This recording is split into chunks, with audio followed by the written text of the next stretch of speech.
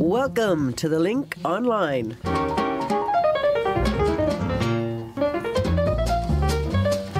And we're coming to you here live on Facebook. This is Friday at 6:15 hours GMT, or 1:15 in the afternoon of the big lunar eclipse here in Montreal. It's happening in a couple of hours, 2 or 3 hours? All around the world, actually, probably. Yes. We won't get to see it, but anyway, I'm Carmel Kilkenny, sitting in for Mark Montgomery this week, and the rest of the team here, of course, Lynn Desjardins. Hello there. Levon Savons. Hello. Urshen. Hi. And at the controls out there is Master Alain Collin. Nice to work with you again, Alain.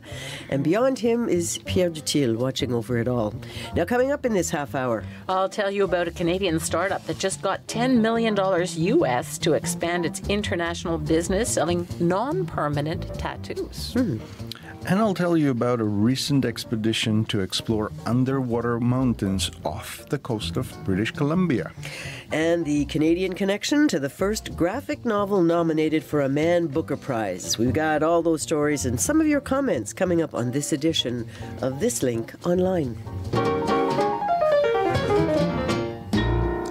Well, the Man Booker Prize for Fiction is one of the most distinguished literary prizes awarded each year. It's given to the best original novel written in the English language and published in the UK. Quite a lot to draw from there. And this year, along with two Canadian authors, there's another Canadian first. Much-loved writer Michael Ondaatje is nominated for his most recent work, Warlight, and Essie Adugian is nominated again for her latest novel, Washington Black. And along with these massive talents, for the first time, a graphic novel has been nominated. It's called Sabrina by Nick Donarso. I think I'm not saying that right. Nick Donarso. Oh, my goodness. An American writer, and it's published by Montreal's Drawn and Quarterly. Tracy Huron is the senior editor, and she was thrilled with the announcement this week. She describes the work as literature, and already the book has seen a huge increase in sales. Tracy Huron says it is a major step by the Man Booker to recognize the value and the talent in a graphic novel. Here's some of what she had to say in an interview with CBC Montreal on Tuesday morning. It's a huge deal. It's something we've been working at Drawn and Quarterly for years, and, change has been slow, and we've definitely seen it happen and seen that recognition. But the Man Booker Prize is one of the most prestigious literary awards. So for them to finally acknowledge graphic novels as literature, as just important forms of art, as, standard prose book publishing, it's a huge deal, and something that really helps to drive sales and changes the opinions of people that are still kind of on the fence about the graphic novel and other literary awards across North America. So it's definitely a big deal. We were all blown away. Nick was a little apprehensive. The book is, it's quite dark. The subject matter is dark, and times in America are dark, and it definitely deals with that subject matter. So I think for him, it was a very stressful project to work on. So we were all excited about it. He was nervous. We all got on the same page eventually, and we made the book. A cartoonist is not, they're not an illustrator, and they're not an author. They are a cartoonist. So they draw with images, and they write with images, and they use words, and it's all kind of mixed together. And, in our opinion anyway, the best, most successful graphic novels are produced from that singular vision of one person that has such a command over both forms of expression that you can't really separate the two. I think just spending so much time, making a graphic novel is an extremely solitary work. You're sitting in your studio for long days, day after day. So for him, his life had been occupied by thinking about things in America and 24-hour media cycles and lack of compassion and, everything that's going on these days. So for him, that had been he had been analyzing that on a micro level for 2 years or more. So for him, that was hard. For us, we just saw such an important work that, it's important to be publishing work that's talking about these things in a way that is still entertainment and accessible. And, those conversations started. It gets conversations started, and that was Tracy Huron, senior editor at Drawn and Quarterly, the Montreal publisher of the Man Booker-nominated graphic novel Sabrina. It's by Nick Donarso. I love that, the way she describes it. They draw and they write with images, cartoonists. Either of you fans of graphic novels? I actually discovered them here. We didn't when I was growing up. We didn't have them either. I mean, they were comics. It was like soft cover. We didn't even have comics. So, Russian literature is very heavy on language, not on pictures. I bet that's changed now, though. Yeah, I think that Western influence is getting there as well, and I'll tell you, I really like that. There's some amazing work that you see right now. Well, I'm very intrigued by this. It sounds like quite a beautiful book, but as she did note, Tracy Heron, a dark story.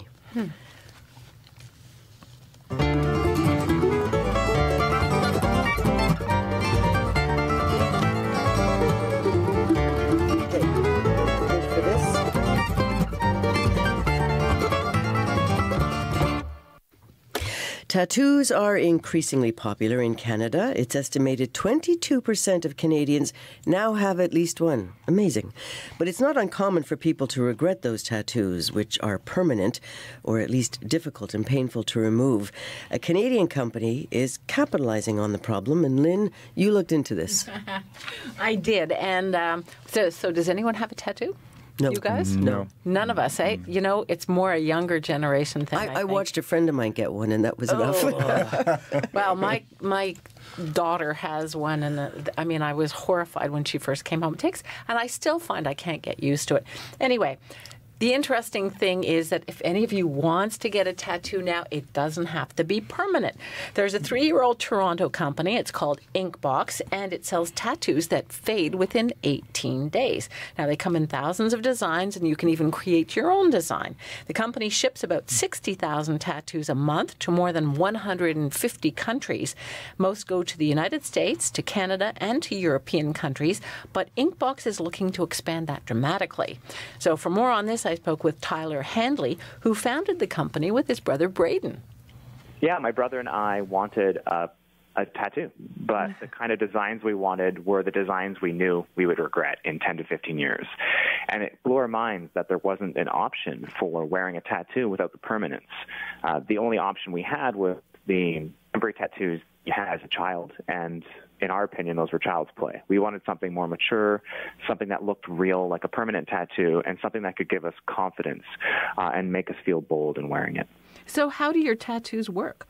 A temporary tattoo that you're familiar with sits on top of the skin. It's literally just a sticker on top of the skin. Ours are directly in between one of those and a permanent tattoo. That is, they actually sink into the skin. So you apply it at home, kind of like you would a temporary tattoo. But what's happening is we're actually sinking a formula into the top layer of your skin called the epidermis, which then reacts with the organic compounds in that layer to actually change your skin's color. So in essence, what we're doing is changing the color of your skin, and it lasts around 8 to 18 days because the skin just naturally regenerates itself. So it just slowly fades away as your skin naturally exfoliates. Is it safe? Yeah.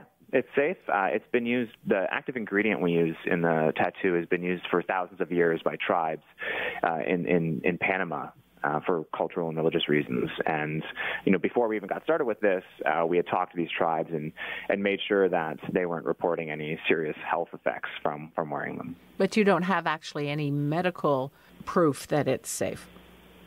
Of course we do.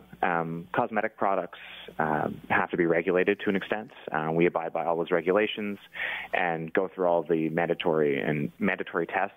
It's actually like a battery of tests you have to do for new cosmetic products to make sure that they're safe for the end consumer. So tell me where the business is at now. Yeah, we started 3 years ago here in Toronto, Ontario. And when we started, it was just my brother and I. And now we're a team of 60 with an office in downtown Toronto. We like to say we're vertically integrated, which means we manufacture all of our products here in Toronto, which is cool to us because we grew up in a household where our parents worked or our father worked in a factory, and bringing actual labor jobs back to the city is really cool for us and really interesting for our employees as well. And yeah, we just closed a round of financing from venture capitalists in San Francisco. We raised $10 million USD, And we're using it to scale up the business and grow even more and grow even more internationally as well. So how do you retail now? Is it all online? Yeah, it's called direct-to-consumer. So we sell on our website, inkbox.com. There's thousands of designs you can choose from. You can create your own in our custom platform, or you can buy freehand ink as well, and it's shipped right to your door. So Tyler Rangeley, as you can hear, he's glad the entire operation functions out of Toronto, and he says it's important to keep jobs in Canada. He's also very proud to have co-created what he calls a Canadian consumer brand that sells into international markets, and he says there's not that many of those, and he's very pleased to be one of them. So they don't have a small studio in Toronto? No, it's entirely, direct to consumer. I can understand that, but this is one of those cases where you could almost see it bringing back a studio base. I would love to go. I'm fascinated. Oh, are you going to get a tattoo? Yeah, maybe if I knew it was going to fade away, for sure. Yeah, well, it's apparently 8 to 18 days. And so what are you going to get? I don't know. I have to think about that a bit. An Irish motif? A shamrock. Yes. Go back to your roots. I remember one of my sisters actually suggested, I have 4 sisters, and I can't even remember which one, but one of them suggested we get tattoos, which horrified the rest of us. But, I'd love to show up with one. Yes, that would definitely cause them to chatter. And then return with another without it. Yes. Okay, let's go to a little music here.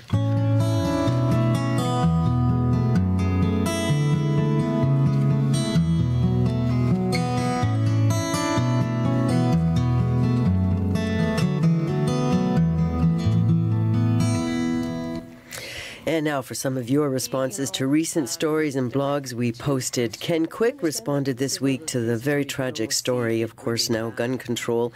And the debate is reignited by Toronto and the shooting rampage that went on there last weekend.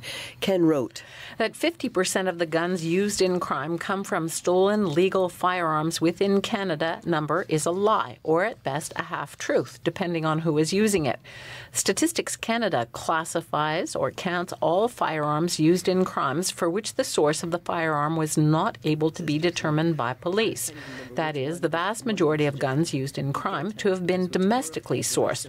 So hypothetically, if for every 100 crimes involving a recovered firearm, 50 are identified as having come from the U.S., and the other 50, the source is not determined, they will say that 50% came from the U.S. and 50% from Canada. The last study I read estimated the true number sourced from Canada to be around 3%.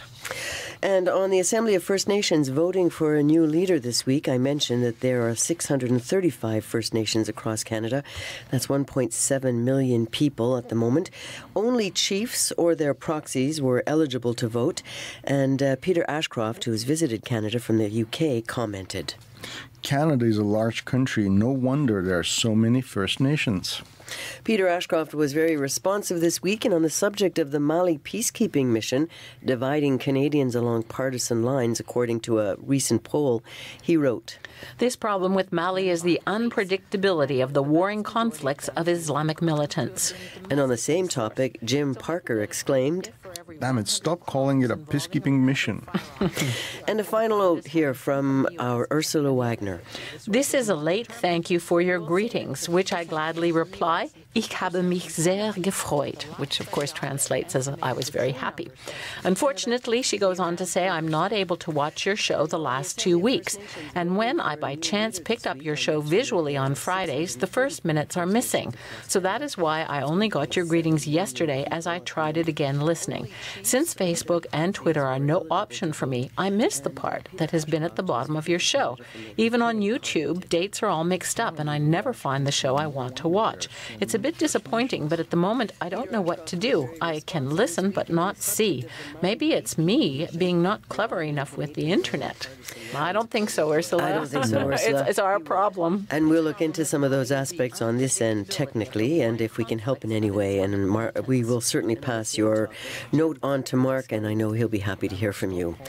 And on that note, we'll leave our letters for this week. Remember, public comment is open and always welcomed.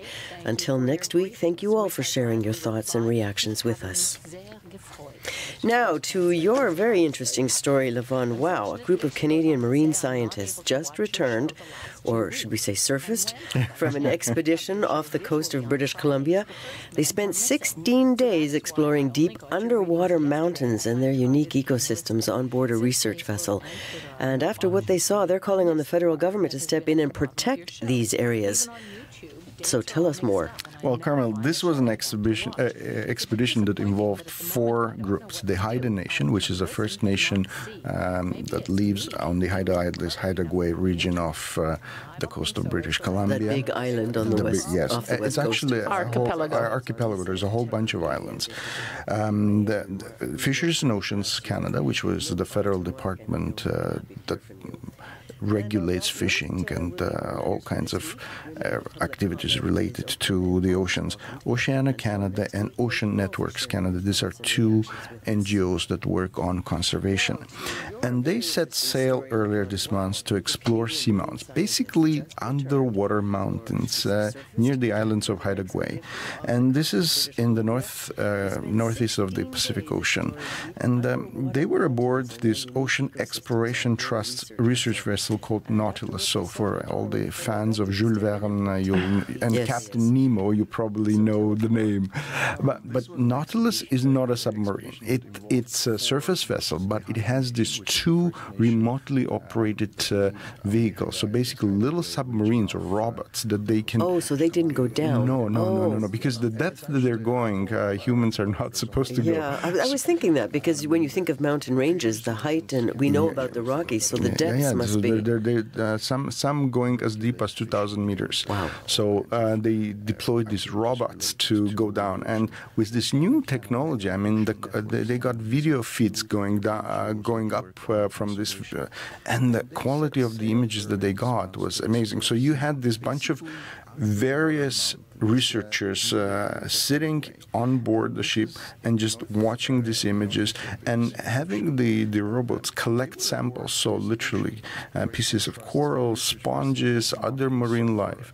And this research vehicle also had a special device that helped them map the floor of the ocean. Incredible. And just to tell you how little we know about the ocean is that this is barely 200 miles off the coast of British Columbia, and they discovered 6 new seamounts during this expedition that they didn't know about. And the seamounts, these are old, ancient, extinct volcanoes, and they have very, very unique ecosystems, very deep one, very fragile too. So scientists are asking the federal government now to step in and protect the seamounts, because only one of the seamounts is actually now a marine protected area.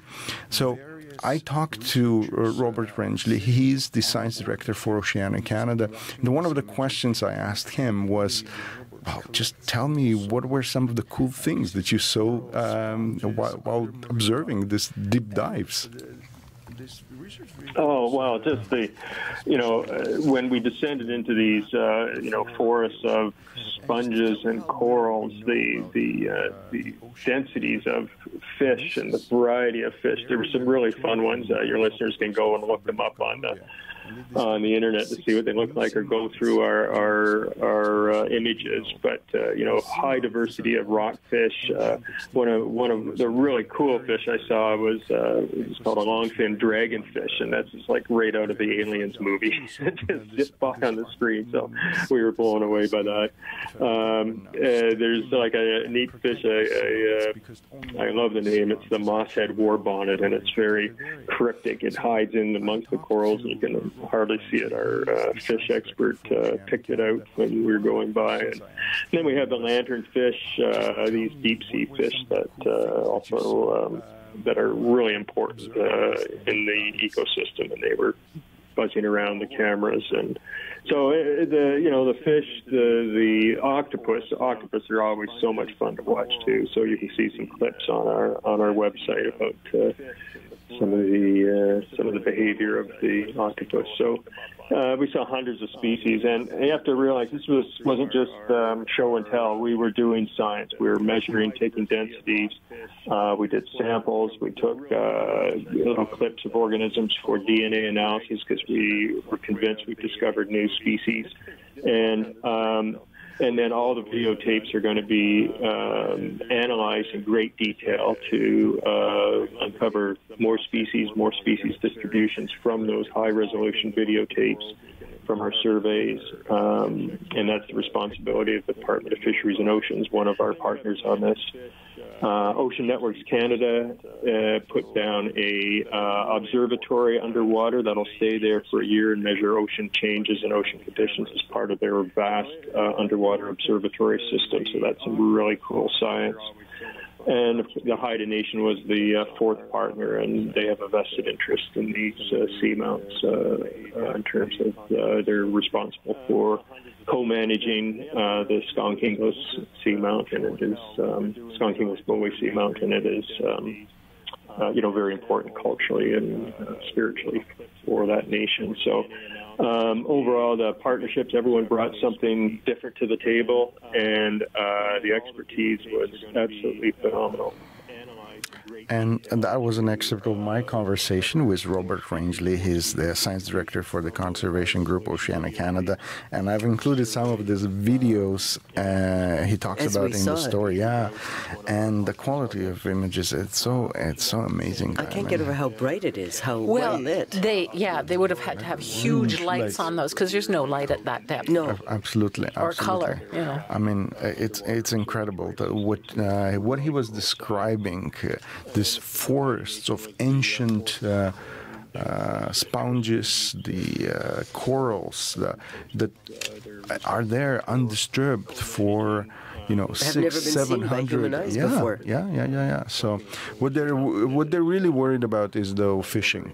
These trawlers that come and do the bottom trawling and disturb this. He said that they saw a lot of not abandoned, but fishing gear that was. They lose every time. It scrapes the bottom and it gets snags, torn away. So and then things get caught in it. Yeah. And so they're hoping that the government will follow up on its promise to create this, turn these areas into permanently protected. And maybe that's another tourist industry in the sense of, being able to bring people out with those things to see it. But I couldn't help, as we were watching the images, wouldn't it have been great to have the soundtrack of them as they were watching it? Actually, there is. So if you yeah, absolutely. As you go to watch this, you actually have the scientists doing almost like live play-by-play, basically explaining. And what they were doing also is that they were live feeding these videos to thousands of children, schools. So people were able to log in, go on the expedition website, and literally listen to scientists explain what you're saying. It's amazing, it's a very, very cool program. Reminds me, when you first started describing, I was thinking, remember the landing on the moon? Picking up something similar. It is, and it's we know probably a lot more about the moon than we know about our own oceans. A lot to explore. Absolutely. Well, we'll just talk about some of the other stories that caught our attention this week, some blogs. Yes, well, I had a very interesting piece about some new technology that has really helped in investigating archaeological, artifacts from Canada's north. So in the Arctic region, apparently what has happened is that because the people who were there before, so the Thule and the Dorset cultures, they used a lot of marine mammals. They hunted them and used them. So as a consequence, there's a lot of marine oil all over everything. And this oil contaminates the artifacts and skews the dating.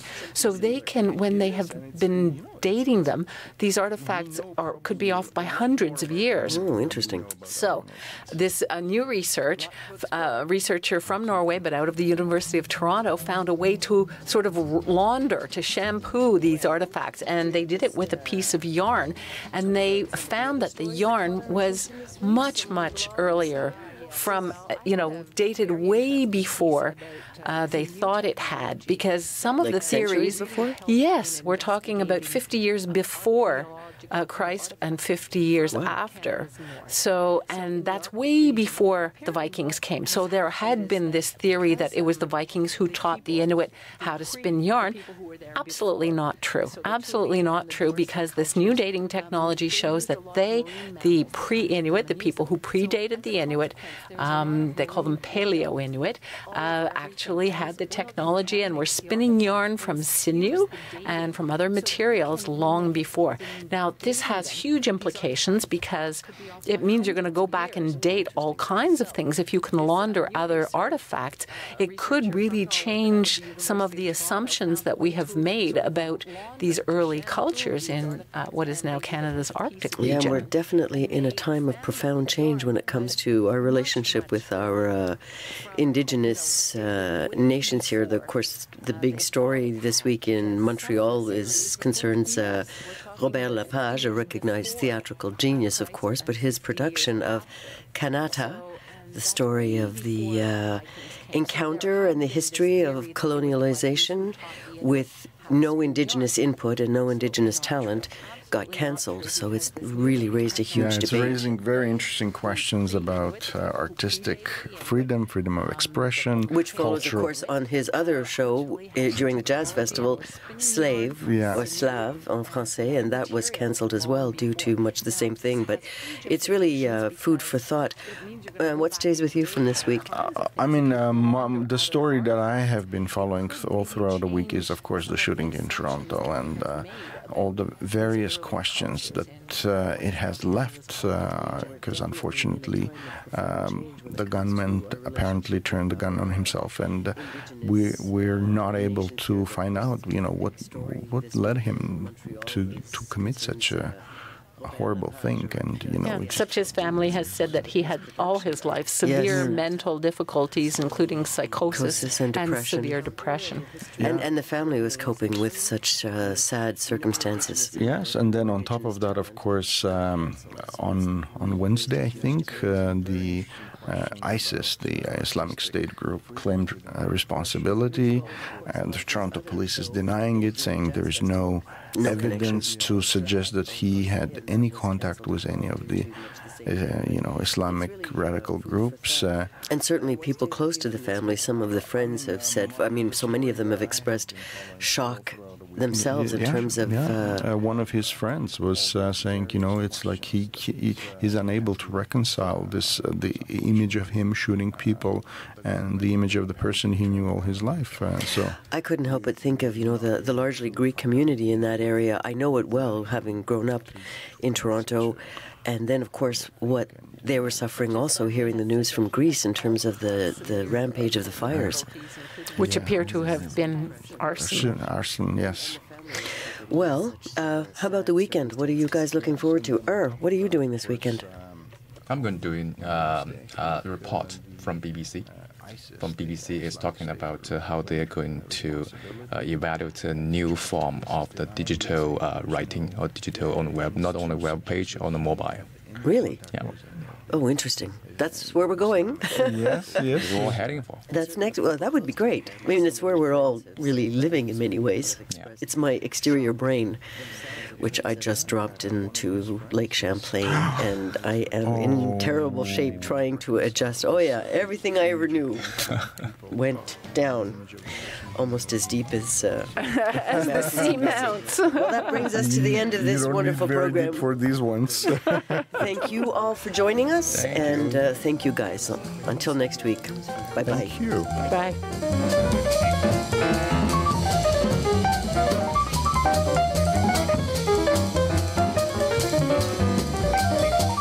What are you doing this weekend? I'm going to do a report from BBC. From BBC is talking about how they are going to evaluate a new form of the digital writing or digital on the web, not on the web page, on the mobile. Really? Yeah. Oh, interesting. That's where we're going. Yes, yes. We're all heading for. That's next. Well, that would be great. I mean, it's where we're all really living in many ways. Yeah. It's my exterior brain.